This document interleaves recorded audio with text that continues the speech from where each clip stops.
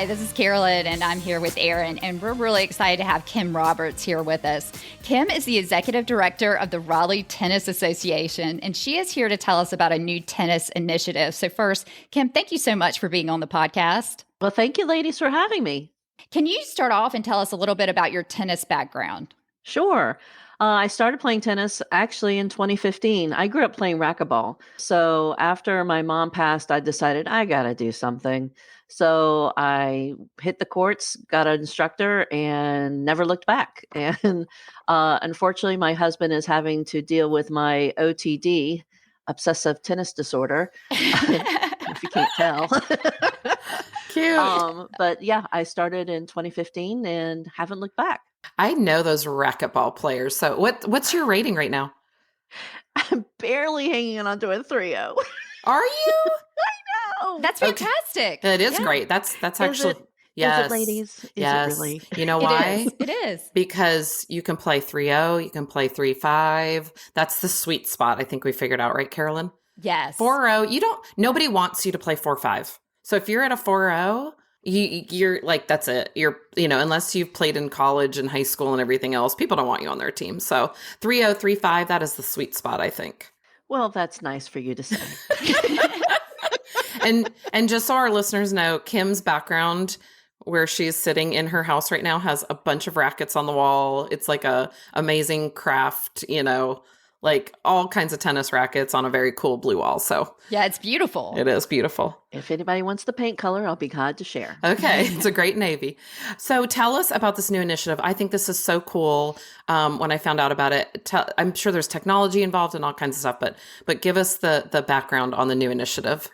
So the new initiative is the tennis lending lockers. And so since May is National Tennis Month, we're starting a pilot program. I have purchased 3 lockers. Our junior council members will come out next week, and we're going to spray paint them green and put the signage on them. And we're going to put them at various tennis courts, public courts, for anyone to get out there, grab a racket, a can of balls, and go out and hit. We received a generous donation from Omega, and I'm sorry that they're closing, but we did receive rackets from them. I'm also going to be putting recycle rackets bins at various clubs like RRC, North Hills, even at Millbrook. So if anyone wants to donate their old used rackets, we will certainly put them to great use. And our junior council will continue to replenish those lockers on a monthly basis to make sure there's always a racket and can of balls in the locker. So I think we're going to start out with 4 to 5 rackets per locker. And if this is a success, we will continue to buy the lockers and put them on more courts just to give everybody a chance to play.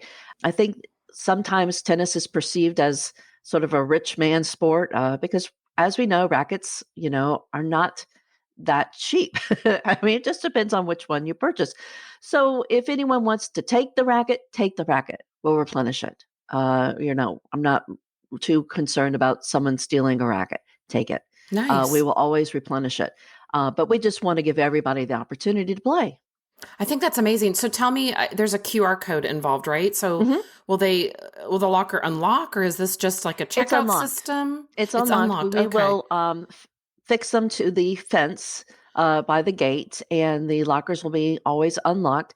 The QR code goes to our website if they're looking for more tennis opportunities, like if they want instruction. They can sign up for a try tennis clinic. If they want more clinic setting, if they want to work on their serve, we're going to be bringing out more clinics to assist folks with tennis. That's great. I think one of the things that makes me excited about this, number one, it just brings it to anyone that wants to get out there and play. And number two, there's been a lot of talk of tennis courts are empty, so we're going to turn them into pickleball courts. Right. And I think what's so exciting about this program, and I think it should be introduced, I'm sure you're part of like a CTA group where you talk to other CTAs, not only around our area, but like maybe nationwide. This is so smart because sometimes the courts are empty because of exactly what you said. Someone doesn't have a racket. They might want to go out there. They might even just hang out at a tennis court because it's in their local park. But if they had a racket to pick up and, you get addicted. What'd you just call it? You have OTD. Obsessive tennis disorder. I swear everybody that picks up a racket and hits a ball gets that. Honestly, Right. whether it's a And so if kid or an adult. yeah, if you want to grab a racket and just hit the wall. Or if you Yes. have friends, they can all grab rackets and just get out and hit. Yes. Yes. And that's what it's there for. I also started a group chat of all CTAs in North Carolina, so we're communicating with one another and promoting each other's programs. And so we are sending this out to them as well. And I can send them the information of where to get the lockers, Amazon, and you go to these lending libraries and neighborhoods and you see these really cute structures where you can go out and pick out a book.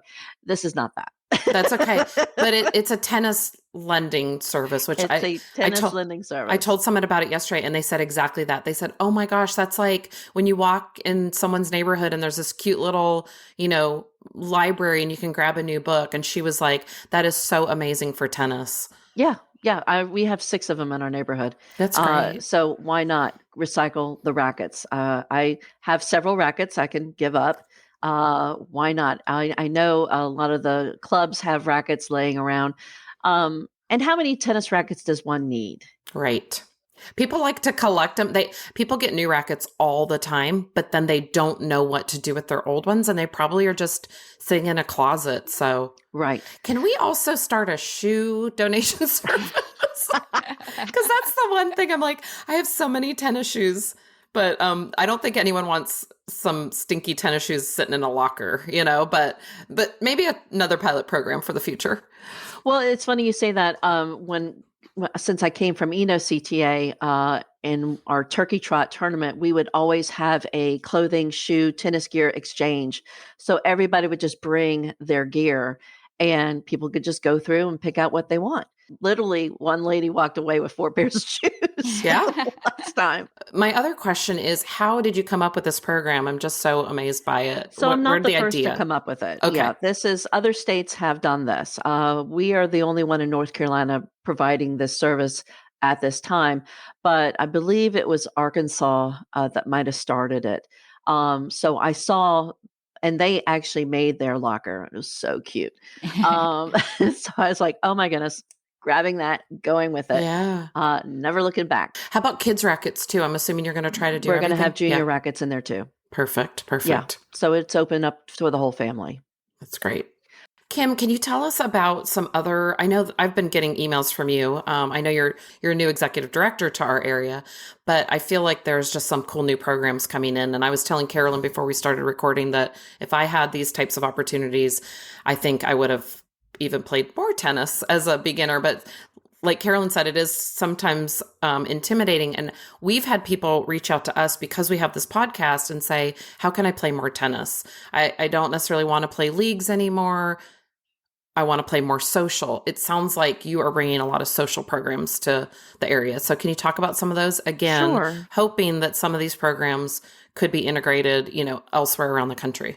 Definitely. Well, coming from Eno CTA, where we did nothing but social programming, I'm trying to bring those over to Raleigh, like Ladies Lunch League. Those courts are empty Fridays at 1:00. That is a perfect time to get out there and play. So I would love to bring Ladies Lunch League to Raleigh Tennis Association. A couple of the others would be, we currently have the Rusty Rackets program, which is for those folks who haven't played in a while, have been on hiatus, but want to get back into it, but not in such a competitive setting.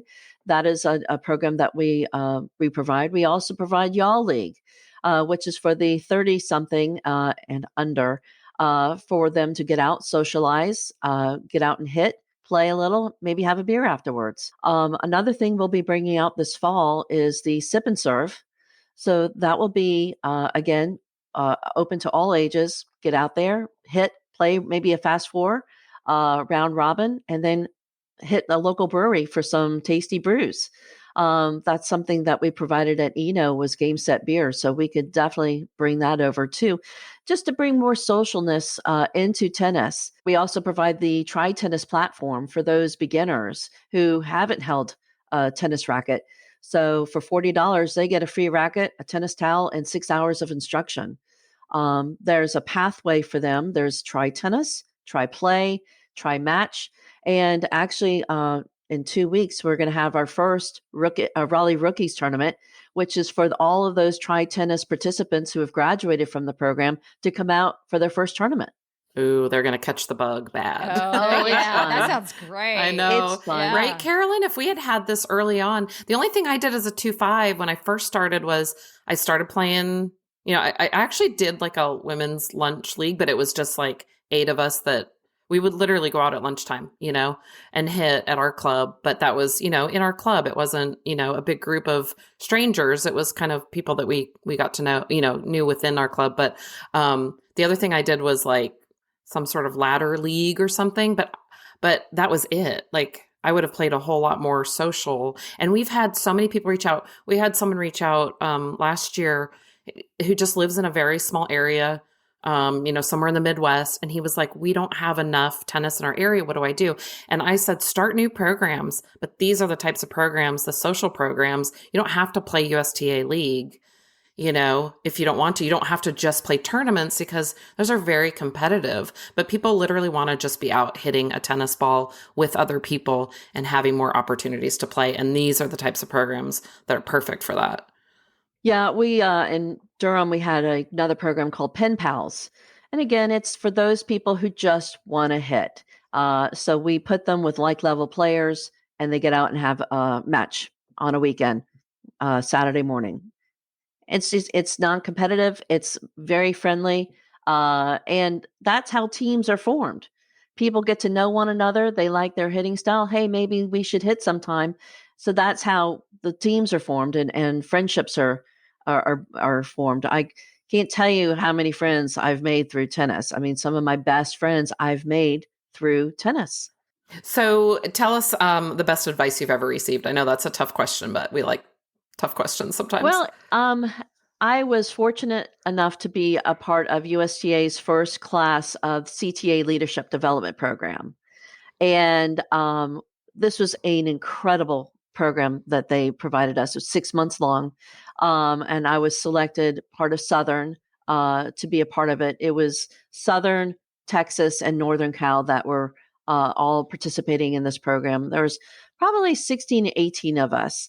And we got to meet, the vice president of marketing of Universal Studios Orlando and the ex-president of Burger King and Pepsi. And it's interesting. They all had the same theme. And it was just sort of mind blowing to me. You can't please everyone. And I think when you are running a CTA and you're trying to come up with new ideas and, people want to play false singles. Well, not everybody wants to play false singles. And people want to do this. Well, not everybody wants. So you can't please everyone. And that to me really hit home to me. Because I think I always try to please. Yes, we're all pleasers, I'm sure. Yes. Yes. And people disagree with you, and that's okay. We did a sandbagging episode that was pretty popular, and a lot of people agreed with us, but a lot of people did not. We had a suggestion for a new rule. People did not agree with us. Yeah. Wow. But it was good. It started a conversation. People pushed back. We agreed with some, and we were like, "Nope, we're still right." No, I'm just kidding. I am 100% kidding. But it was good to get a lot of people that contacted us about it. People are passionate about tennis, sandbagging, and sandbagging. They're passionate about sandbagging. I could see that. Yeah. So Kim, since you have played, can you tell us your most memorable moment on the court so far? I think it was my first match as a 2-5, and I went out to the court, and my opponent was a short elderly woman who just mentioned to me that she just had a double hip replacement. So I'm going, yes, first match. Oh, I'm going to be out of here in time to watch Matlock. I mean, this is going to be great. So yeah, it didn't happen so well. It was 2 bagels.